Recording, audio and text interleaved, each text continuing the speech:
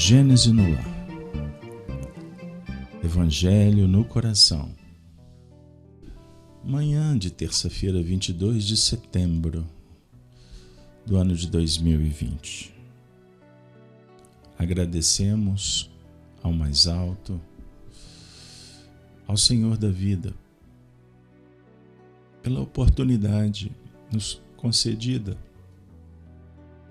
Mais um encontro, mais um dia, oportunidade, estudo, convivência, renovação, aprimoramento, sensibilidade, espiritualidade, transcendência,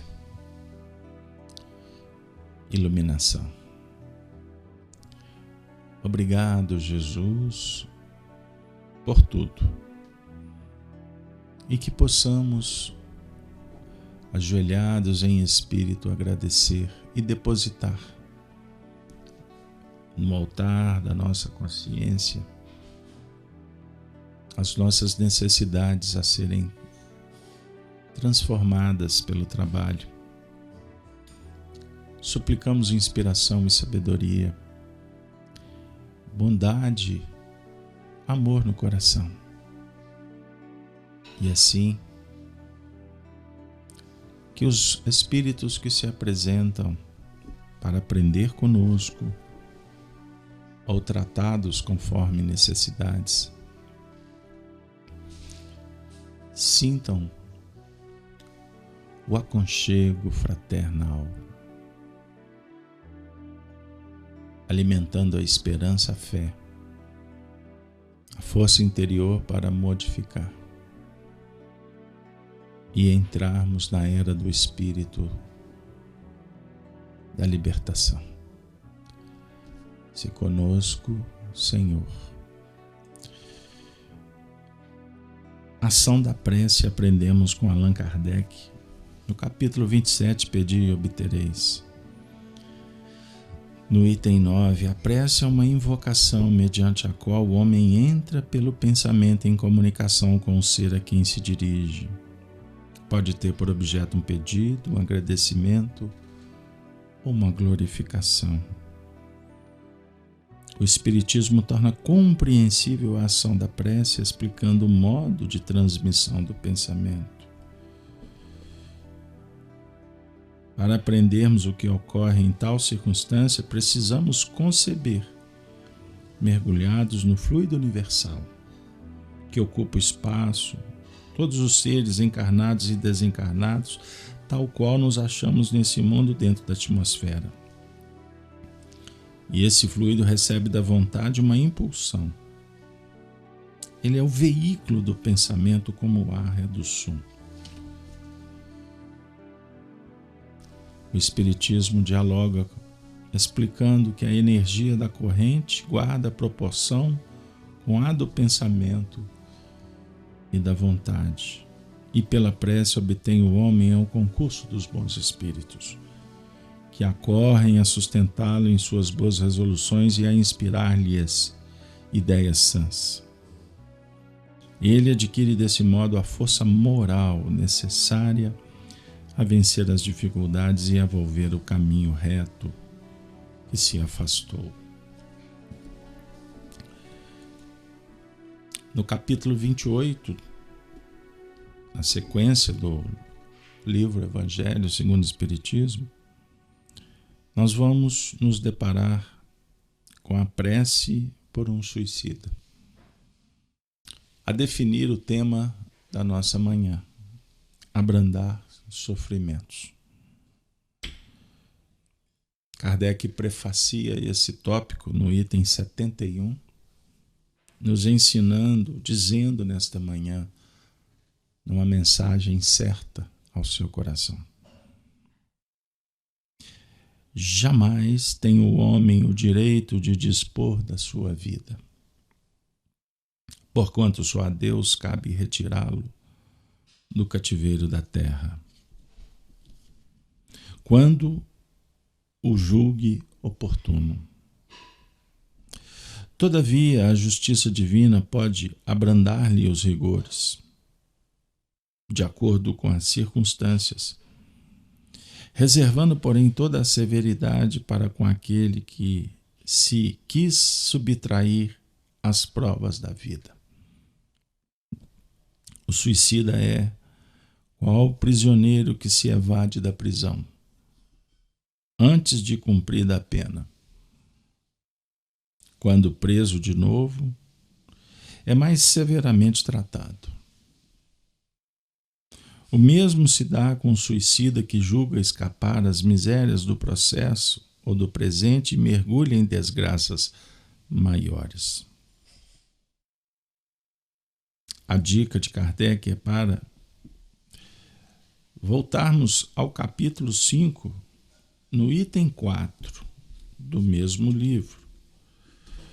Capítulo 5, que é intitulado Bem-aventurados os aflitos. E no item 4, nós vamos aprender com as causas atuais das aflições. De duas espécies são as vicissitudes da vida, ou, se o preferirem, promanam de duas fontes bem diferentes que importa distinguir. Umas têm sua causa na vida presente, outras fora desta vida. A definir, então, que todos os nossos problemas são sustentados por uma causa, que na verdade foi uma escolha que gerou consequências. Causas de vidas atuais ou pregressas, o que vai nos explicar o porquê sofremos e nos alertar quanto aos perigos do caminho, que sinalizam que existem limites, a definir que somos espíritos imortais, reencarnados nesse momento histórico, para cumprir uma tarefa que foi arquitetada num plano divino para o nosso próprio benefício. E quando enfrentamos os testemunhos, na verdade, estamos tendo a oportunidade de provar que o processo aprendizado está se desenvolvendo. A vida prodigaliza lições. E, naturalmente, nós temos que dizer para nós mesmos se estamos aprendendo. Mas para que seja justificado essa escola e as suas atividades, o Espiritismo esclarece quanto à importância da reencarnação. Deus impõe. Questão 132. Impõe no sentido de leis divinas que nos auxiliam no ajuste quanto aos mecanismos da evolução, que significa mudança. Utiliza-se a palavra evolução com uma ideia de que está apontando evolução sob o ponto de vista espiritual. Não, a evolução, a palavra utilizada por Darwin, ela sugeria mudança.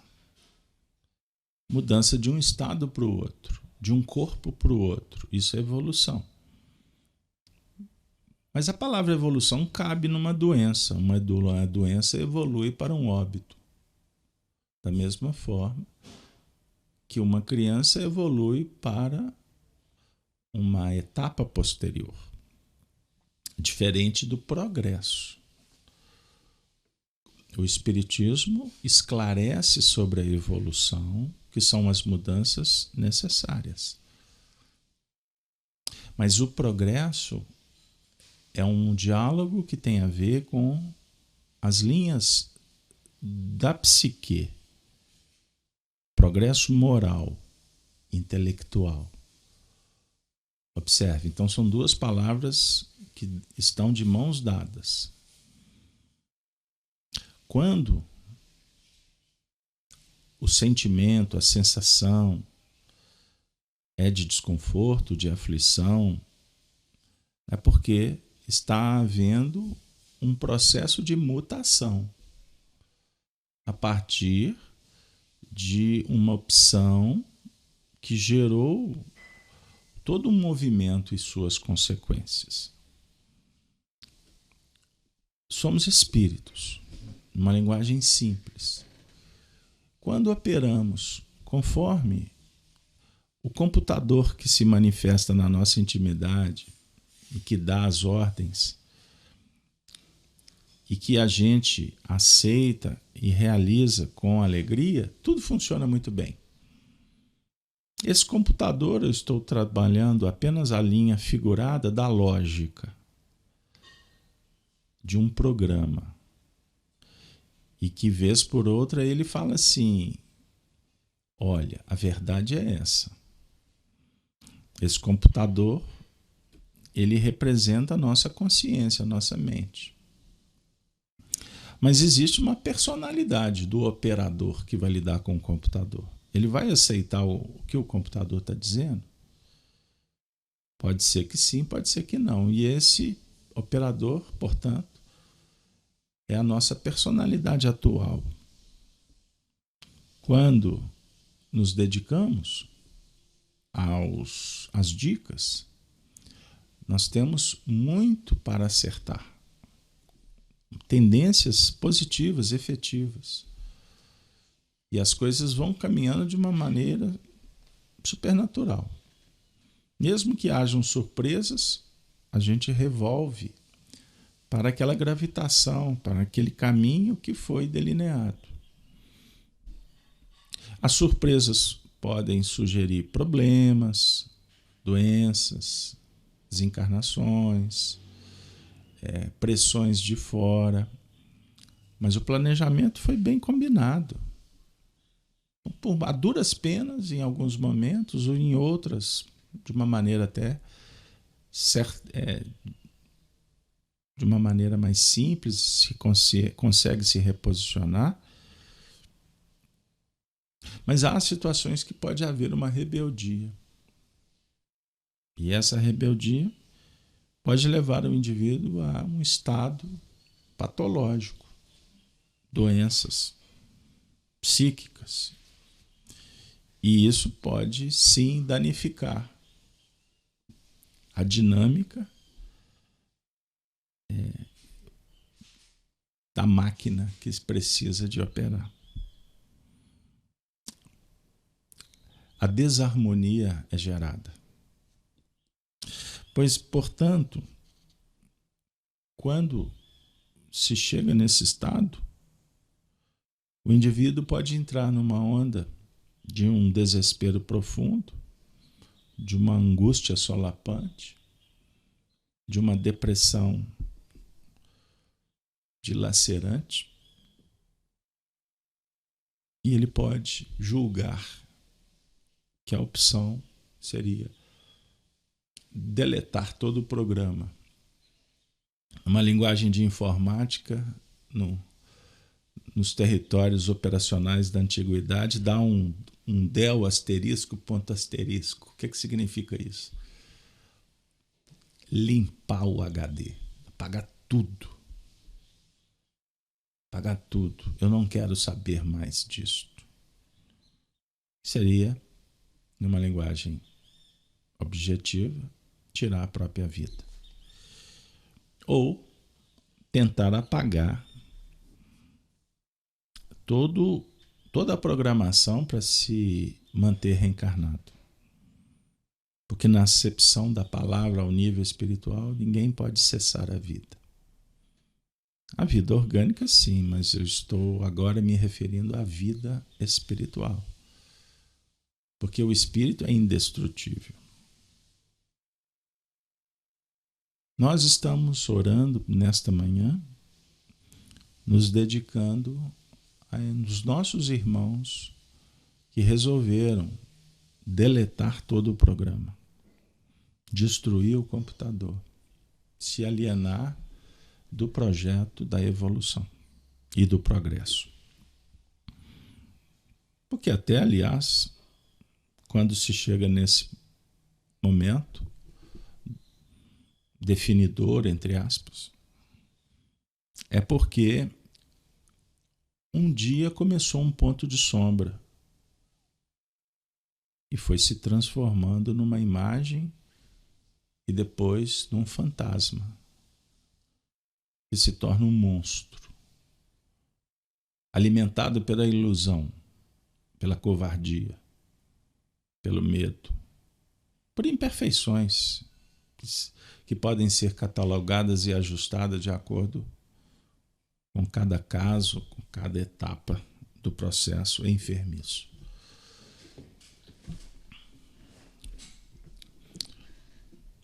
Suicidas na Terra, um percentual considerável são repetidores do processo de fuga.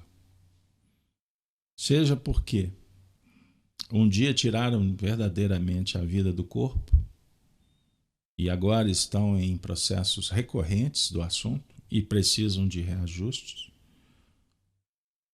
ou a materialização de fugas espetaculares que nós empreendemos na nossa trajetória, que podem se dar de N maneiras, desde um simples "não conversa isso comigo",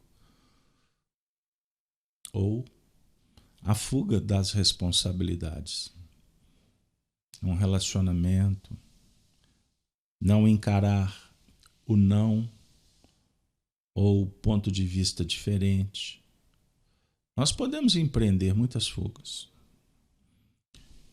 A fuga se dá por imaturação ou infantilidade moral, intelectual ou até espiritual. Então a fuga pode ter várias justificativas que não justificam quando colocamos essa dinâmica do projeto da evolução e do progresso.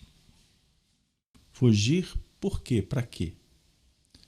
Primeiro, ninguém pode destruir o outro. Segundo, se a fuga é para não encarar uma mazela,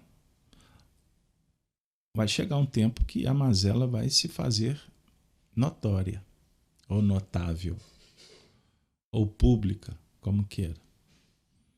Então, vestir a máscara para socializar é um fenômeno natural do ser que necessita de agregar, de se interagir com o outro. Aí utiliza-se a imperfeição como meio para se chegar a um fim. Outro equívoco. Essa necessidade de ser acolhido, embora com os aspectos positivos, mas no mundo em que caminhamos para as culminâncias do século XXI, de tecnologia, de ciência, de progresso intelectual,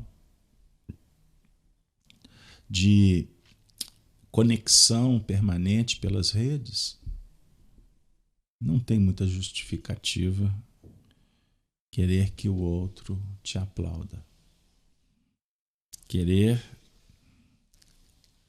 subir no palco da aceitação popular.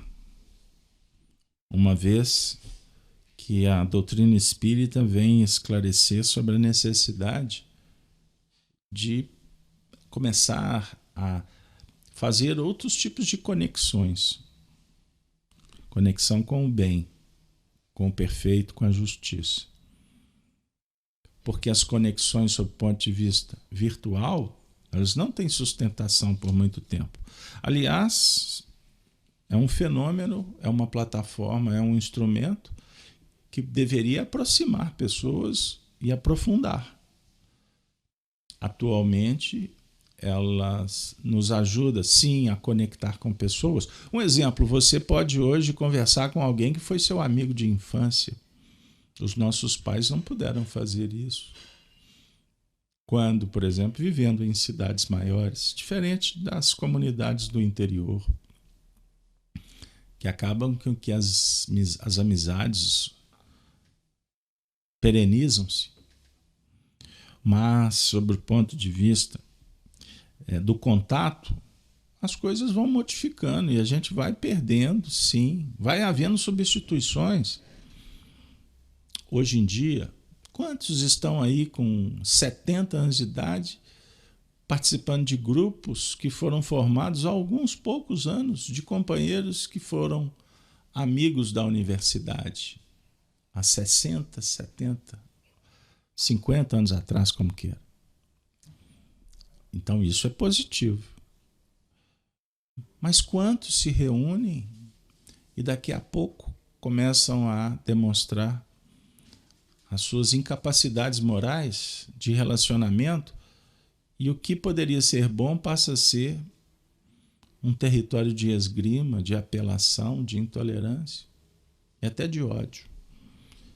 Então significa que a humanidade ainda somos muito incipientes. Somos neófitos no trato. E aí a gente vai só nos aproximando do limite. A insatisfação vai nos colocando como que lá naquele cantinho, lá no final do quintal, que não tem mais para onde ir, e de repente você se depara com a cerca de arame farpado ou elétrica. Aí não tem para onde correr. Aí muitas vezes o indivíduo desesperado, agoniado, agonizante, tira a própria vida. Observem que eu estou aqui com vocês como uma mosca que fica girando em torno de uma luz. E eu não me aproximei da luz, ou seja, do cerne da questão, que é o suicídio. Porque a literatura é pródiga para dizer qual é o sofrimento, como pode ser, em que momento se dá. E o assunto é tão delicado, porque naturalmente vai te fazer lembrar de alguém que se suicidou. Dentro da sua família, no vizinho, na sua cidade. Celebridades, quando relembramos, naturalmente, um número maior de pessoas chegam até vibrar, mas de uma forma massificada contra, ou em alguns casos até para idolatrar e utilizar o ato insano como motivador para os que estão em elaboração. Então, um suicídio, ele tem repercussões. Então, se você se recordar do suicídio de um vulto na humanidade, ele pode ser um alerta para você, repito, e para outros pode ser um indicador que ele pode repetir o fato. Então é como se fosse um projeto que se propaga. No mundo de crises, dizem os pesquisadores que o índice de suicídio aumentou face a essa pandemia mundial. Aí imagine, então existem quem desencarnou pelo vírus, existem os que desencarnaram porque o vírus se aproximou. Nestes, um percentual muito grande foram temerosos por não morrer pelo vírus. Então eu me mato de outra forma. Ou o vírus criou uma crise e em função dessa crise o meu mundo caiu e por estar sem chão eu me sinto no direito de tirar a própria vida.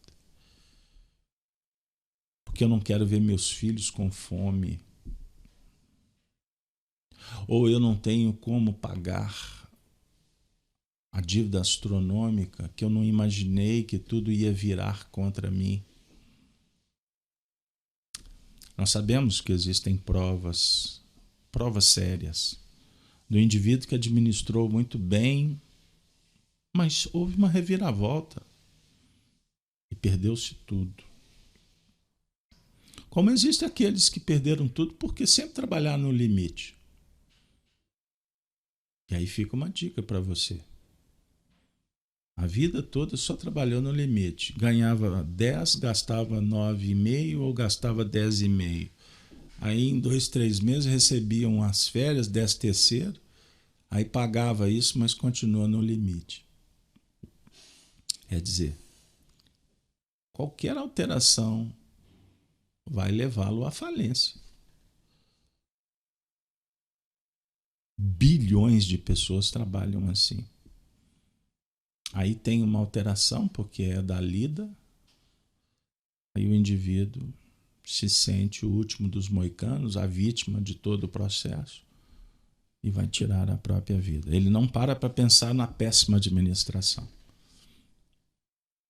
Com isso eu estou dizendo para você, sua vida é planejada?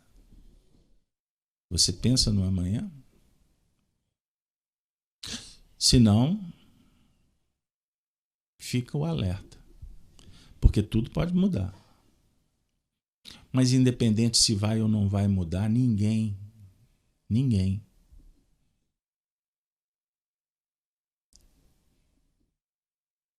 deveria cometer o ato extremo. Porque não resolve. Piora. Porque o mundo espiritual acolhe o suicida. E o suicida chegará conforme ele vibrou, pensou, alimentou, destruiu. A nossa condição, quem sabe de ex-suicidas ou de ex-agentes que protagonizaram suicídios. Nenhum de nós, em sã consciência, tem essa informação agora. E é melhor assim, viu? Não sai procurando, porque você pode achar. Mas tudo isso diz assim, nós não temos autoridade para julgar o suicida.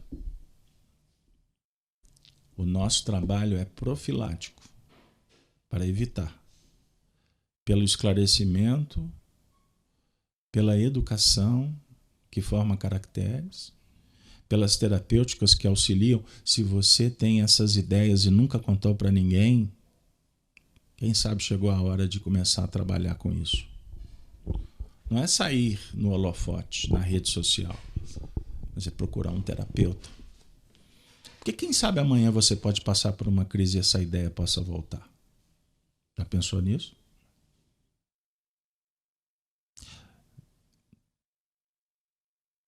Um companheiro, um dos evangelhos disse assim, o evangelho não foi bom hoje, porque me levou para uma situação que eu não consegui sair. Quando nós sugerimos que o grupo orasse pelos enfermos. Aí essa amiga me disse assim, Carlos Alberto, podia ser só positivo. Aí eu disse, assim não é evangelho, porque o nosso território é terapêutico. Se você quer autoajuda, tem muita rede na internet, tem muitos livros para você só ficar repetindo.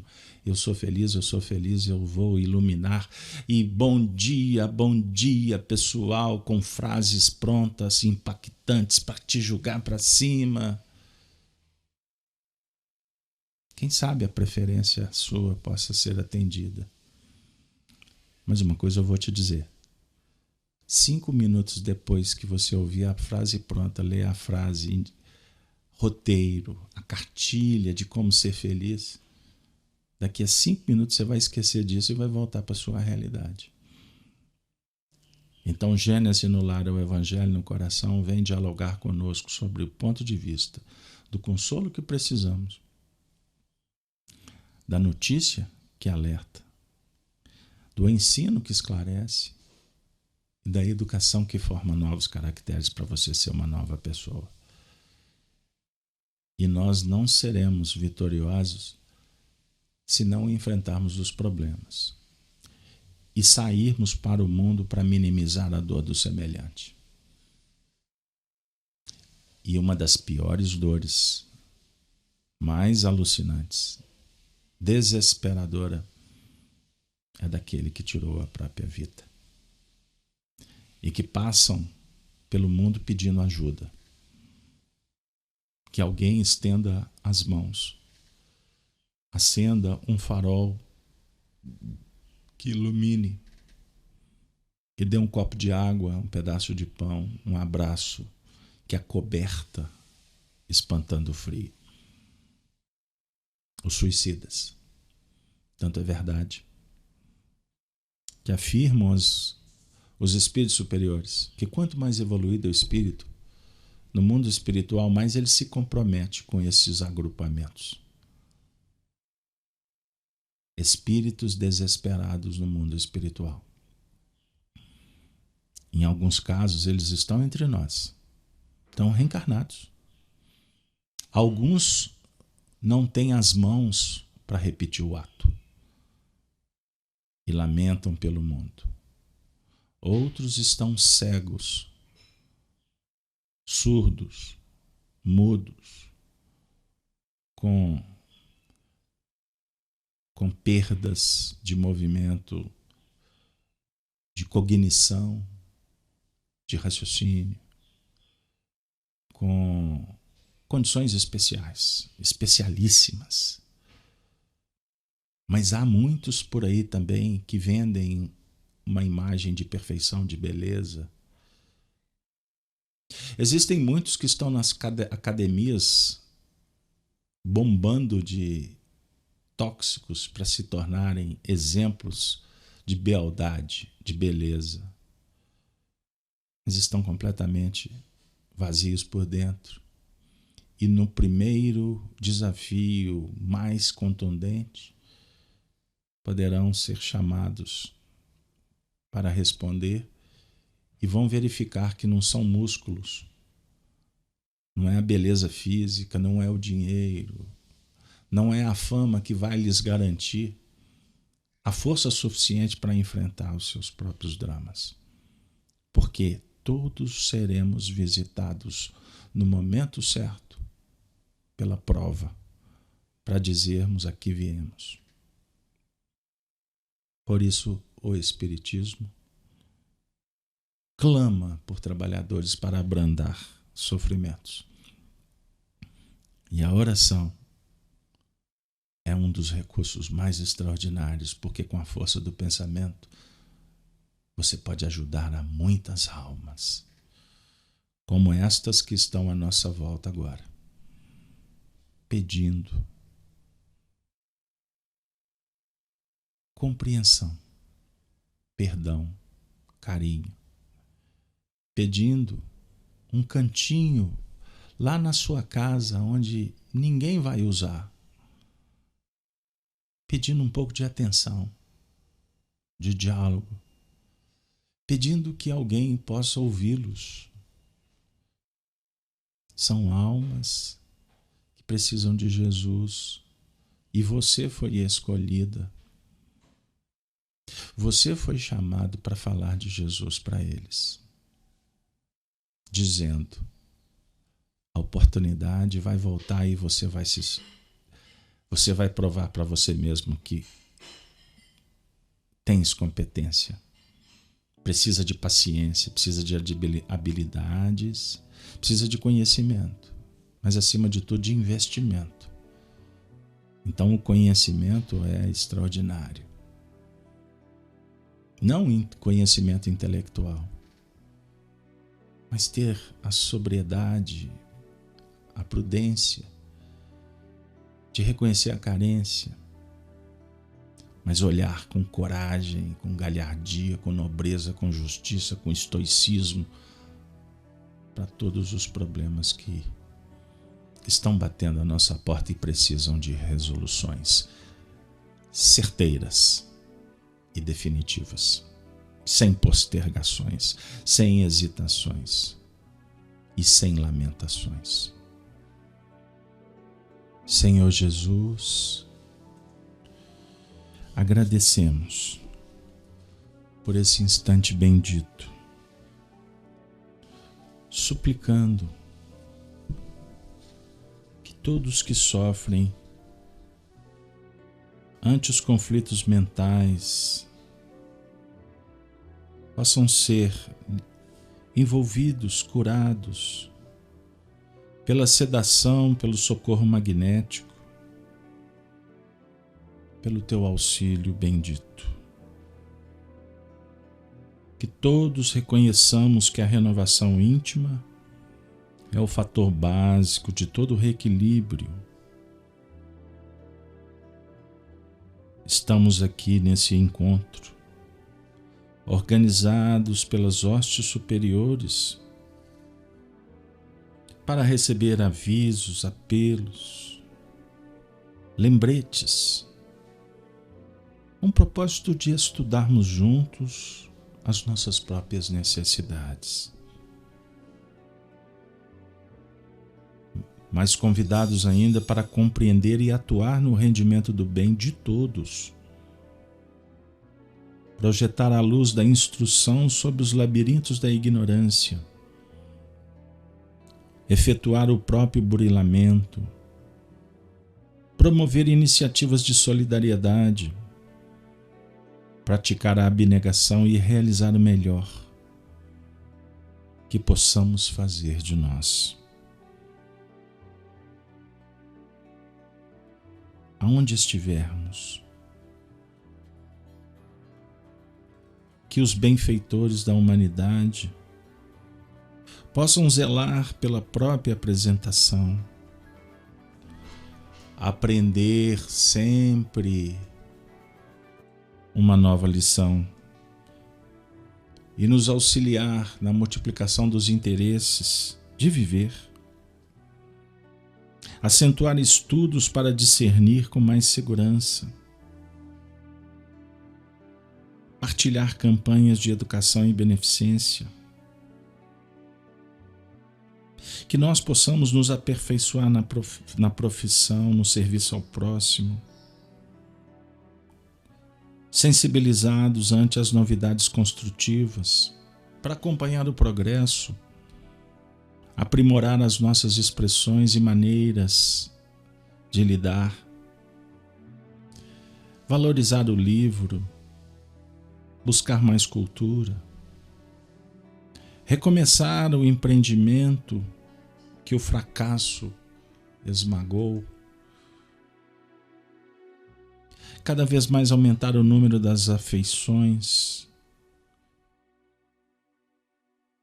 sofrer as intempéries em favor dos amigos, criar novos recursos de atividade edificante em torno de nós mesmos. E todos aqueles que desistirem de qualquer transformação na própria senda, renunciando ao dever de melhorar-se mais e sempre, que se fazem menos permeáveis ao apoio curativo libertador, que a ciência, o amparo, a religião se façam para atendê-los. Que estejamos convencidos da necessidade de estarmos sempre com o Mestre, para marchar para a verdade e transitar sempre diante dos caminhos de burilamento e trabalho de renovação e luz. Senhor, que possamos orar sempre por eles, os sofredores. Sabemos, ó meu Deus, qual a sorte que os espera. que violam a tua lei, abreviando voluntariamente seus dias. Mas também sabemos que infinita é a tua misericórdia. Digna-te, pois, de estendê-la sobre a alma dos suicidas. Possam as nossas preces e a tua comiseração abrandar a acerbidade dos sofrimentos que eles estão experimentando por não haverem tido a coragem de aguardar o fim de suas provas. Bons Espíritos, que tendes por missão assistir os desgraçados, tomai-os sobre a vossa proteção. Inspirai-lhes o pesar da falta que cometeram. Que a vossa assistência lhes dê forças para suportar com mais resignação as novas provas porque hajam de passar a fim de repará-las. E afastai deles os maus espíritos, capazes de o impelirem novamente para o mal e prolongar-lhes os sofrimentos, fazendo-os perder o fruto de suas futuras expiações. A todos vocês cuja desgraça motiva as nossas preces, nos dirigimos também para exprimir o desejo de que a nossa comiseração diminua o amargor e faça nascer no íntimo a esperança de melhor porvir. Nas tuas mãos, Senhor, está todos eles. Senhor, abraçai os arrependidos e envolva os corações ainda endurecidos, e que o nosso caminhar na terra possa sempre se manter em sintonia com a vida estuante, com os projetos revigorantes, e que o teu Evangelho seja por nós vivificante sempre, fazendo luz, perdoando e servindo outra vez. Envolva a todos que nesse momento acompanham estas preces, para que todos levem a tua paz como mensagem de um mundo novo, da terra que prometestes, a terra da promissão que está simbolizada em cada coração. E ave seja o nome do Cristo.